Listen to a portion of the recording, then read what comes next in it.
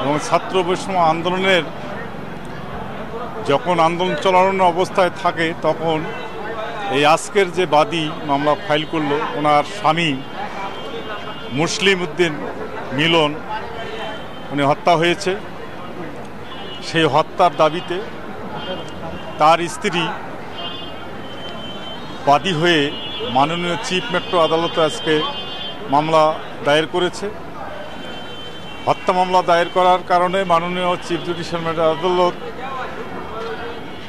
বাদীর বক্তব্য শুনেছে, শ্রবণ করেছে এবং তার লিখিত জবানবন্দি গ্রহণ করেছে। লিখিত জবানবন্দি গ্রহণান্তে মোট 17 জন আসামি করে উনি যে মামলা দায়ের করেছে, মাননীয় আদালত মামলাটি আমলে লইয়া এজাহার হিসাবে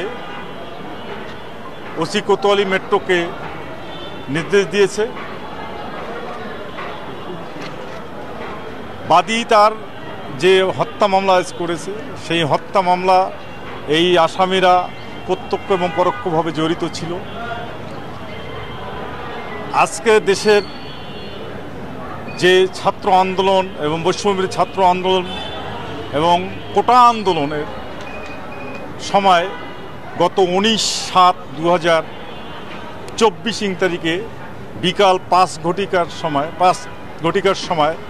5 ঘটিকা থেকে 5:30 ঘটিকার সময় আজকের এই বাদীর স্বামী মমিনুল ইসলাম মুসলিম উদ্দিন মিলন সে সময় সেখানে উপস্থিত ছিল।